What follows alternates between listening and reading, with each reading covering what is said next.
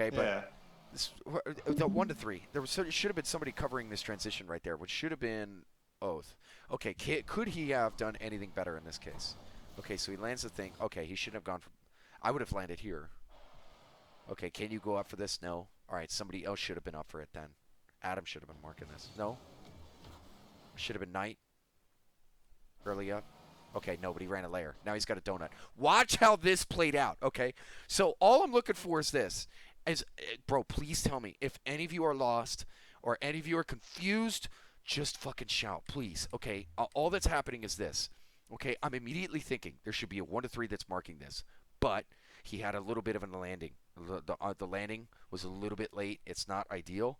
That's not his fault. Okay, so what's next? Okay, somebody should have been here, right here. Well, Sveb, you were technically right with him running a mini layer right here on the right side. Okay, and now I just learned something, Sveb. I just learned something. Because now what we're looking at pro replays, it really, really comes into question, and it becomes apparent when guys actually run the right sequence of decisions, how your defense burns a hole. Because look, because he did that, and he ran a mini layer, he should have checked a little bit deeper and then came forward expecting that, which is awkward, right? And honestly, this is the same movement. I wrote your name on this because I wanted to have an Was this example. the other day? Yes, I think I Oh, know. I was. Oh wait. Yeah, Yeah, it's I was this. playing No, like oh wait, fucking dog shit that not that day. one. Right here. Look, I rotate inside, check Oh, he's deep. got that. Okay, Yep. and where you did is you early cut. As soon as you hit the midline, you would early cut, and Oh, then he's this would got go that. over you, and then Nav would Yeah. have a free shot onto our third man, who may or may not have always done that. And I was just wondering, I'm like, why are you beat here? Because what it should be is this: you should just beat the guy outright, and instead you were getting beat. And I'm like, what happened here? Okay, so Yeah. so Knight, because he did a mini donut here, is now late to this, and because he did that donut, he doesn't want to go because I mean, how awkward does this look? Now JNAPS Oh, is up yeah. for the pre-jump, you know what I mean? But you gotta go. You gotta go. So Knight should have immediately went for this. Try to stay focused here. So Right? So he goes, and basically what happens, okay? Well, rather than immediately diving and then releasing the ball right around here, now because of that extra half a second, now we're releasing right in front of our own net, and that's never really ideal.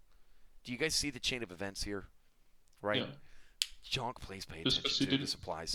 Is it because he didn't check deep and that's why he just had such an awkward time jumping in general?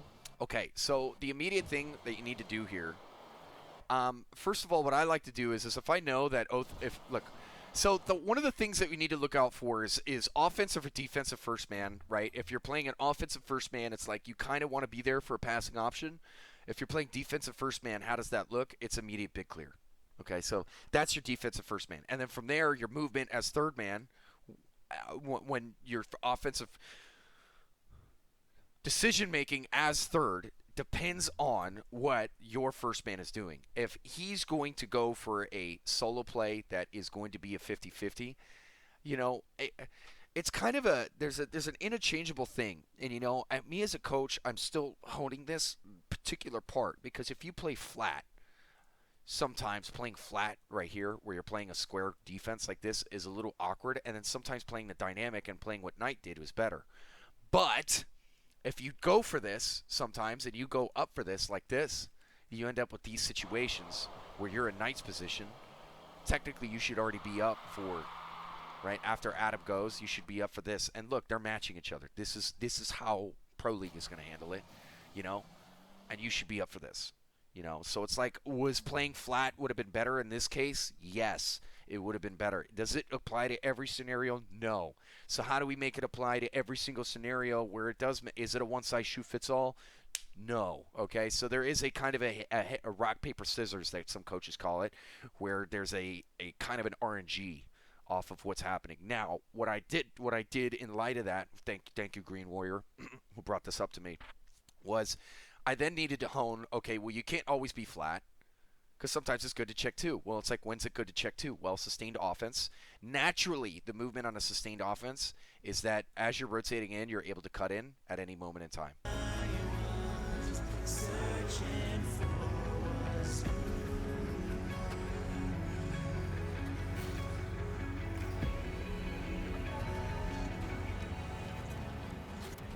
That's just the natural movement.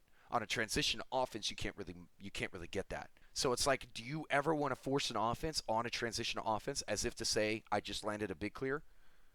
No. This is why another reason why I do that, which is probably the same reason I mentioned before. So it's not actually another reason. It's just one of the big three. Okay, so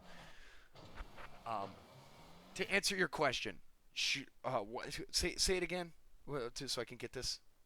I was wondering why he didn't check deep just to be able to get the angle. That Right was here? mostly it. Yeah, because it felt like he just didn't check deep enough. He should have expected a touch, I feel Right. like. Right. This is an element of even at the pro and higher level, you getting caught. That we would say getting caught ball watching. You know, Yeah, this is an element of spectating. that. And Jonk, this is another reason why European play is also such a fucking mess. And if you listen to what I'm saying here, it's gonna really help.